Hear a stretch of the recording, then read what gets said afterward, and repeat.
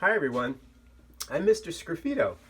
Welcome to the first video in a series of tutorials that are designed to assist you in your artistic endeavors, whatever they may be. Video number 1, creating a portable workspace for working in clay.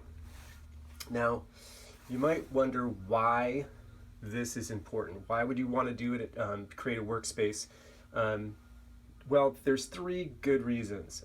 One is comfort. You want to be comfortable when you're working at home or in your apartment or your garage. 2, convenience. Not everybody has a lot of space, so it's nice to be able to kind of set up a space quickly and then kind of like move it off to the side if you're working on your kitchen table or wherever. So you want it to be really convenient. And lastly, safety. When working with clay, clay creates dust as it dries, and that dust has silica, which is ground quartz, and that can become airborne, and it's a very small particle, and we can kind of breathe that into our lungs. So we really want to make sure that we kind of clean up thoroughly, and if we have a workspace at home, that we kind of be extra diligent about kind of cleaning up our space. Okay, so let's start. The materials in front of us are the materials that you'll need to create this kind of portable workspace.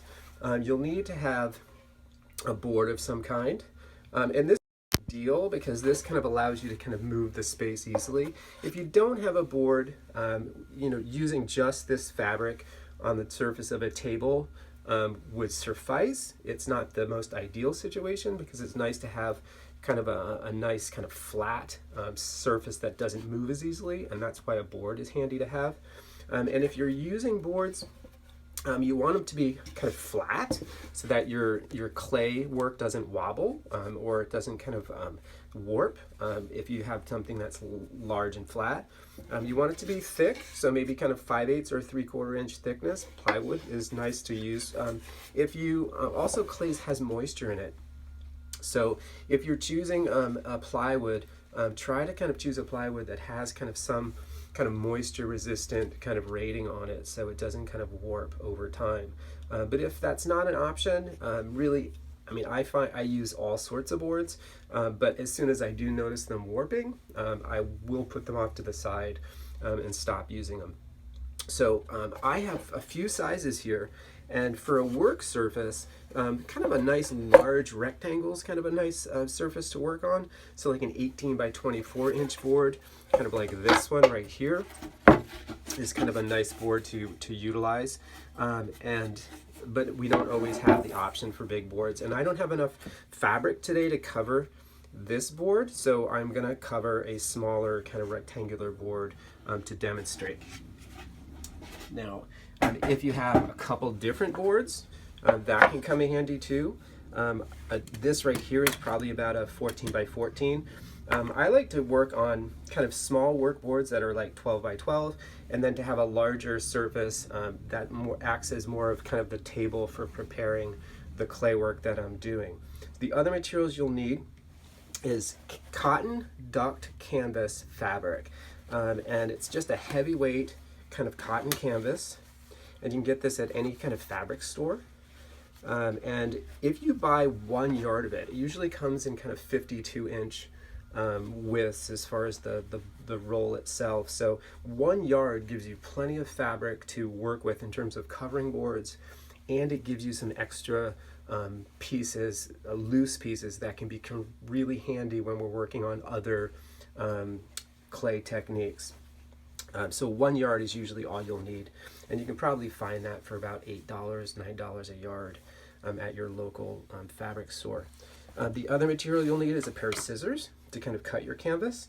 You'll need a staple gun, kind of a heavy-duty staple gun, and staples to fit your staple gun. And staples come in different lengths, and this right here is 3/8 and this is 5/16. I'm going to use 3/8, which is a little bit shorter, and it's usually all I need to kind of go through the canvas and secure it to the board. But if you're having trouble with small staples not staying in, go for your longer staple. But 3/8 should do it. And let's kind of get started on the process here. So when you select a board, and plywood usually comes in like an unfinished side and a finished side, and I usually select my finish to be the top, so because the surface that you're working on, you want it to be as smooth as possible, and it doesn't really matter what's going on underneath. So, and I usually recycle boards. This was something that had been kind of printed on, so that's going to be my bottom, that's going to be my top, and I'm going to grab my canvas here, move this one to the side. Okay, now I'm going to take my canvas that I have here, and I'm going to lie it flat on the table, and then I'm going to place smooth side down, because that's going to be the top side of my board. This is going to be the bottom side, and I'm just fortunate here that I have a piece that's just the right width, because you want it to overhang the edges of your board by about maybe kind of 1.5 to 2 inches. You just want to have enough that you'll be able to wrap over and have maybe kind of 1 inch on the back side. Too much fabric behind and it gets kind of bulky, as you'll notice. So that's good, that's good. Now I'm just going to cut this one side, and I'm just going to make a slit, and you'll see why. I could cut all the way across, it would take me a little bit longer, but fabric tears pretty easily. And if it wasn't a straight tear, then I could always kind of cut that later. And it wasn't the straightest, but it'll probably work out. Not too bad. Okay, so now, this is the other problem when you kind of strip it, you get all these strands. Okay, all right, so now, the first thing that you do when you're stretching, because essentially that's what you're doing, you're stretching this around this board, and we want it to be nice and smooth on the top side, and we want it to be kind of, relatively neat on the back side, so it stays nice and flat on the table. So the first thing that I'll do is I'll take at the center of my longest side, which is this side here, I'm going to take my canvas, I'm going to pull it up, and I'm going to fold the very edge just so that it has kind of a cleaner and it won't fray out over time. And I just roll the top, and then I place the stapler right on that point, push down, use some weight, staple it in so the staple goes in nice and flush. If it doesn't drop in all the way, you may need to take a little hammer and tap it down so that it doesn't scratch your table that you're working on. You notice I have a real sturdy table that I'm doing all of this on. You can do this on the floor, but you definitely want to have a nice solid surface that you're doing this on, because you do have to apply a lot of weight to this. So the floor works, floor, knee pads, you'll get the job done. This is just a little bit easier, and I can do it standing on this nice big table. I have one in there.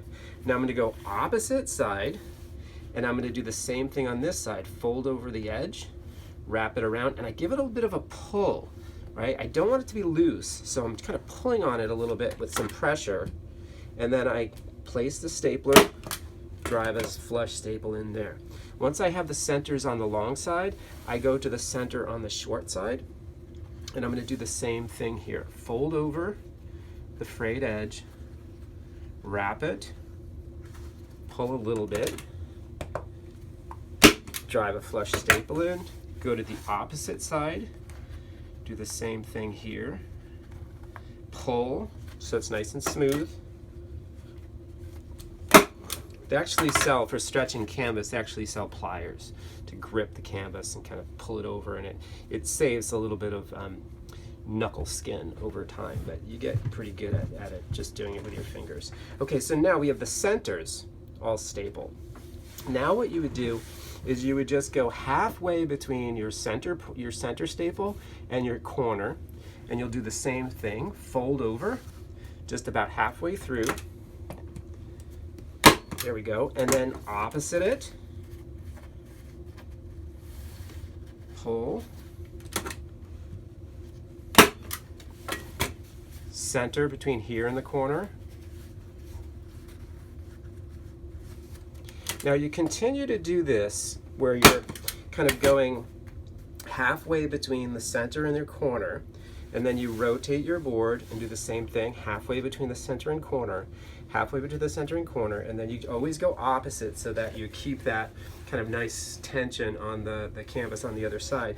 And you start working kind of, as long as you can place staples about, I usually say if you put out your fingers and you have your index finger, your pointer finger, and your pinky finger extended, as long as you have staples that are about that far apart, which would be about maybe 2 to 3 inches, you have plenty of staples, right? Some people like to drive them in every, half inch.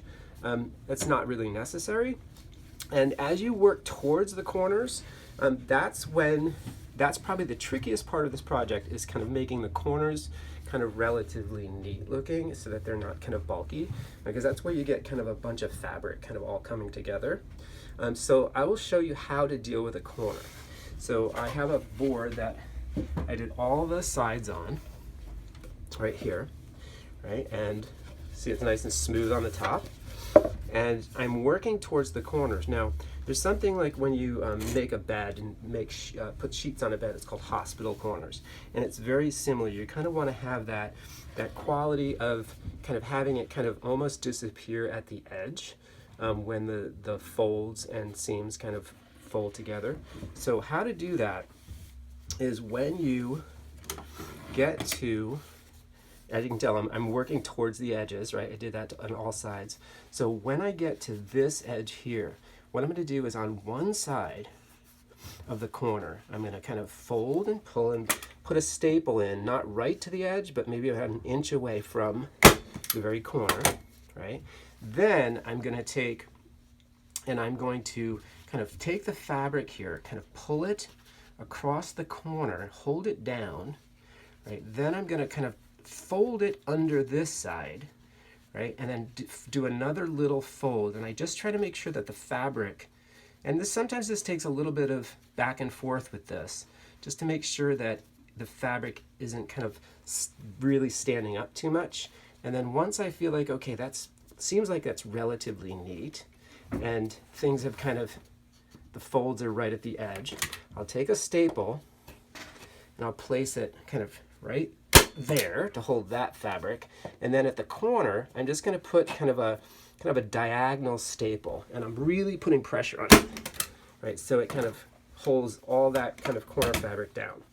All right, so once I've done all the corners, I flip it over, check to make sure it's nice and smooth, looks great. This is going to be an ideal surface for working with clay on, because canvas fabric kind of absorbs moisture out of clay, but does it very gradually. Because if you just work on wood, just work on your kitchen table directly, clay is going to stick, and it's not going to kind of come up easy. But you can work on this really nicely, and it'll kind of peel up. And it's easy to clean. Now let's talk about cleaning this. That's the last thing I want to talk about, is because canvas is kind of a organic material, right? This textile, natural cotton. And what will happen is if you keep moisture on this for a long period of time, like if you keep a moist clay on this, it will grow bacteria and mold. And some people have kind of mold allergies, and you just generally don't want to have a lot of mold around. So what you always want to make sure you do is don't leave things on this for long periods of time. This is like a work surface, right? You'll take your clay objects and you'll transfer them to other boards or place them in kind of damp boxes and things like that. But on your canvas, make sure when you're done, take a damp sponge, right? Wipe it down, right? Get the kind of as much clay off the canvas as you can. And also, every once in a while, I don't do this every day, but every once in a while, I'll take some diluted bleach in a spray bottle, label it, bleach and water, so I know that it's just not water. And on a nice sunny day, I'll kind of swipe them down, spray it with a little bit of bleach and water, and that'll kind of kill kind of any kind of bacteria and mold that might be in that canvas or in that wood. And then I put it out in the sun. And then the nice thing about wetting these and then letting them dry is the canvas kind of gets really taut again. It gets nice and smooth. So this is a really ideal work surface. And I hope everybody kind of enjoys kind of working on this portable space, right? So you can kind of, move this off the table and, move it on the table really, really quickly to kind of get all your clay work done. All right, so have fun kind of working in clay. And I hope you enjoy this video.